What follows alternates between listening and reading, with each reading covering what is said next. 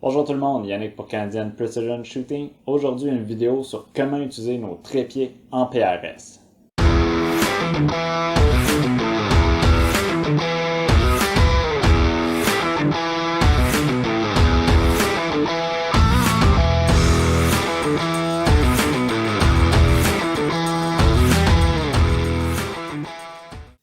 J'ai choisi aujourd'hui de faire la vidéo sur l'utilisation du trépied comme support arrière en PRS parce que je vois régulièrement des gens mal l'utiliser, avoir davantage de difficultés avec l'utilisation du trépied que s'ils l'avaient simplement pas pris. Et je pense que c'est des bases très simples à corriger pour arriver à être hyper efficient sur l'utilisation de son trépied arrière. Donc tout d'abord, l'utilisation du trépied arrière n'est pas adéquate pour l'ensemble des stages. Le trépied aide beaucoup au niveau de la stabilité et à traquer plus facilement notre impact.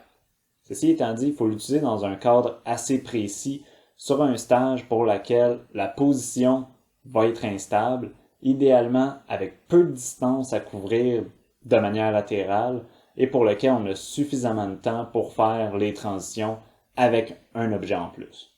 Donc en utilisant un trépied, on va avoir le trépied dans une main, la carabine dans l'autre. On ne peut donc pas utiliser un bag conventionnel comme un game changer sur la barricade. Au travers de tout ça, on n'a pas de troisième main. Il y a moyen d'y arriver, mais ça commence à devenir un gros challenge si on a à déplacer les objets autour. Donc pour ce faire, j'utilise un support avant qui est un sac de sable plus petit que l'équivalent d'un game changer et qui s'attache sur le devant de la carabine. Il existe plusieurs modèles, que ce soit du Armageddon Gear, Cold Tack, etc., qui nous permet finalement d'accrocher notre bague directement sur notre plateforme. Ce que ça va nous permettre, comme on le voit sur la vidéo, c'est de déplacer la carabine à une main, déplacer le trépied avec l'autre, sans avoir besoin de se casser la tête sur les transitions. La plus grosse considération sur l'utilisation du trépied, c'est la perte de temps qui vient avec sa manipulation. Il faut savoir aussi que sur certains ranges, il y a une règle de deploy on the clock. Ça veut dire que le trépied doit être fermé à 100% au moment du départ du stage et donc il faut l'ouvrir. Ça vient rajouter au temps déjà perdu avec un trépied au moment de faire des transitions. Donc la considération du temps est hyper importante, c'est de choisir combien de mouvements je vais avoir à faire, puis combien de mouvements justement avec le trépied, combien de temps je vais perdre sur ces transitions, sur ces mouvements-là supplémentaires.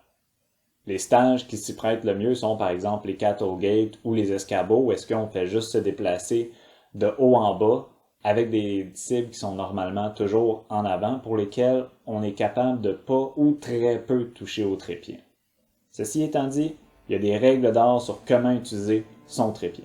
La première des choses, c'est de tenter de toujours le ramener vers soi. Si on a à descendre et qu'on n'est pas capable d'utiliser le trépied, on déplace le trépied vers l'extérieur, on se déplace notre arme et on le tire vers nous.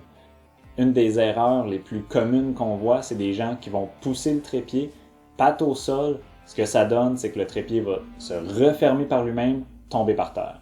En ayant un mouvement où est-ce qu'on le ramène toujours vers soi, au moment où les pattes sont au sol, ça évite ces problèmes-là. Une autre solution possible est l'utilisation d'un quelconque outil qui va permettre d'empêcher les pattes de se fermer.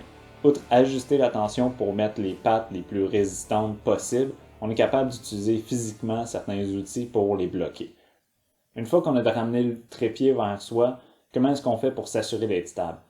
Deuxième erreur qu'on voit sur une base régulière, c'est des gens qui, par manque d'un léger ajustement sur la position du trépied au moment où ils tentent de se mettre sur la cible, vont mettre une pression sur celui-ci. Ce que ça amène, c'est soit lever une patte, soit lever deux pattes du trépied, puis à ce moment-là, on perd l'ensemble de l'idée de la stabilité qu'on voulait gagner avec son trépied.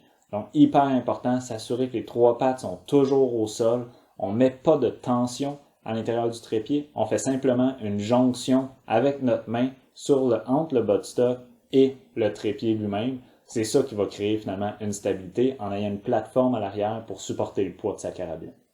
Donc c'était mes règles de base sur l'utilisation du trépied.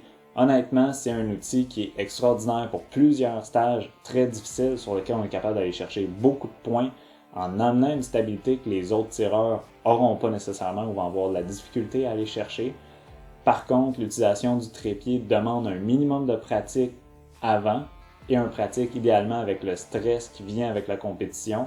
Donc, se mettre un timer, de simuler des stages avec le trépied, ça l'aide beaucoup avant de se présenter en match et tenter de l'utiliser.